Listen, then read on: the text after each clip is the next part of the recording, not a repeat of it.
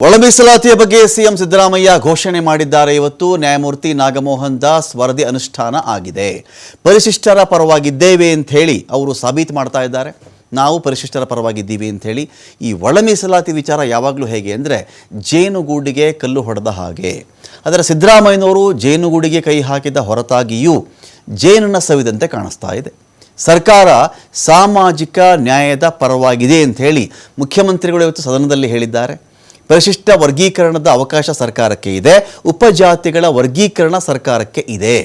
ಪರಿಶಿಷ್ಟ ವಿಚಾರದಲ್ಲಿ ಅದನ್ನು ವರ್ಗೀಕರಣ ಮಾಡ್ತಕ್ಕಂಥ ಅವಕಾಶ ಮತ್ತು ಅಧಿಕಾರ ಸರ್ಕಾರಕ್ಕೆ ಇದೆ. ಉಪಜಾತಿಗಳನ್ನು ವರ್ಗೀಕರಣ ಮಾಡ್ತಕ್ಕಂಥ ಅವಕಾಶ ಮತ್ತು ಅಧಿಕಾರ ಈ ಸರ್ಕಾರಕ್ಕೆ ಇದೆ. ಸುಪ್ರೀಂ ಕೋರ್ಟ್ ಏನು ಹೇಳಿದೆ? ಪಂಜಾಬ್ ಇತರ ಪ್ರಕರಣಗಳ ಕುರಿತು ಪ್ರಸ್ತಾಪವನ್ನು ಸಿದ್ದರಾಮಯ್ಯನವರು ಮಾಡಿದ್ದಾರೆ. ಈ ತೀರ್ಪಿನ ಆಧಾರದ ಮೇಲೆ ವರ್ಗೀಕರಿಸಬಹುದು ಅಂತ ಅವರು ಹೇಳಿದ್ದಾರೆ. ಇನ್ನು ಮೇಲಿದೇನಾಗುತ್ತೆ?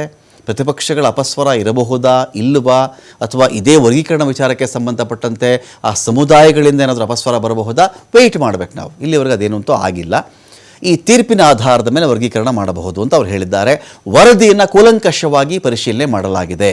ಕೆಲ ಮಾರ್ಪಾಡುಗಳೊಂದಿಗೆ ಅನುಷ್ಠಾನಕ್ಕೆ ತೀರ್ಮಾನ ಮಾಡಿದ್ದೀವಿ.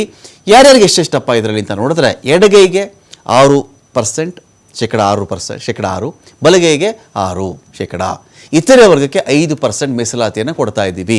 ABC ವರ್ಗೀಕರಣವನ್ನು ಮಾಡಿ ಮೀಸಲಾತಿ ಹಂಚಿಕೆ ಮಾಡಿಬಿಟ್ಟಿದ್ದೀವಿ ನಾವು. ಎಲ್ಲರಿಗೆ ಶಿಕ್ಷಣ ಸಮಾನತೆಗೆ ಈ ತೀರ್ಮಾನ ಅನುಕೂಲವಾಗುತ್ತೆ. ಹೋರಾಟಗಾರರ ಮೇಲೆ ಕೇಸ್ಗಳಿತ್ತಲ್ಲ, ಆ ಕೇಸ್ಗಳನ್ನು ಕೂಡ ವಾಪಸ್ ಪಡಿತಾ ಇದ್ದೀವಿ. ವಿಧಾನಸಭೆಯಲ್ಲಿ ಸಿಎಂ ಸಿದ್ದರಾಮಯ್ಯ ಅವರ ಘೋಷಣೆ ಇದು. ಸಿಎಂ ಘೋಷಣೆ ಮಾಡ್ತಾ ಇದ್ದಂತೆಯೇ ಕಾಂಗ್ರೆಸ್ ಶಾಸಕರು ಸ್ವಾಗತ ಮಾಡಿದ್ದಾರೆ. ಈ ನಿರ್ಧಾರಕ್ಕೆ ಮೇಜು ಕುಟ್ಟಿ ಸ್ವಾಗತ ಮಾಡಿದ್ದಾರೆ ಕಾಂಗ್ರೆಸ್ನ ಶಾಸಕರು.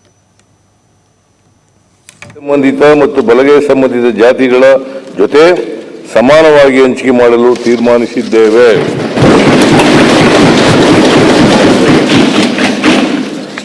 ಸ್ಪೃಶ್ಯ ಜಾತಿಗಳ ಗುಂಪಿಗೆ ಜಸ್ಟಿಸ್ ನಾಗಮೋಹನ್ ದಾಸ್ ಅವರು ಶೇಕಡ 4% ಮೀಸಲಾತಿಯನ್ನು ಶಿಫಾರಸು ಮಾಡಿದ್ದರು. ಹಾಗೆಯೇ 59 ಜಾತಿಗಳ 5,22,099 ಜನಸಂಖ್ಯೆಯನ್ನು ಪ್ರವರ್ಗ ಎ ಎಂದು ತೀರ್ಮಾನಿಸಿ ಶೇಕಡ 1% ಮೀಸಲಾತಿಯನ್ನು ಶಿಫಾರಸು ಮಾಡಿದ್ದರು. ಕೆಲವು ತಾಂತ್ರಿಕ ಕಾರಣಗಳಿಂದ ಎರಡೂ ಗುಂಪುಗಳನ್ನು ಒಟ್ಟಿಗೆ ಸೇರಿಸಿ ಶೇಕಡ 5% ಮೀಸಲಾತಿ ನೀಡಲು ತೀರ್ಮಾನಿಸಿದ್ದೇವೆ. ಜಸ್ಟಿಸ್ ನಾಗಮೋಹನ್ ದಾಸ್ ಆಯೋಗವು ABCDE ಎಂದು ಪ್ರವರ್ಗಗಳನ್ನಾಗಿ ವಿಭಾಗೀಕರಿಸಿ ಮಾಡಿದ ಶಿಫಾರಸನ್ನು ಸಚಿವ ಸಂಪುಟವು ABC ಎಂದು 3 ಪ್ರವರ್ಗಗಳನ್ನಾಗಿ ವಿಭಾಗೀಕರಿಸಲು ಹಾಗೂ ಎಡಗೈ ಸಂಬಂಧಿಸಿದ ಜಾತಿಗಳ ಎ ಪ್ರವರ್ಗಕ್ಕೆ ಶೇಕಡ 6, ಬಲಗೈ ಸಂಬಂಧಿಸಿದ ಜಾತಿಗಳುಳ್ಳ ಬಿ ವರ್ಗಕ್ಕೆ ಶೇಕಡ 6 ಹಾಗೂ ಸಿ ವರ್ಗಕ್ಕೆ ಶೇಕಡ 5% ಒಳ ಮೀಸಲಾತಿ ನೀಡಲು ತೀರ್ಮಾನಿಸಿದ್ದೇವೆ.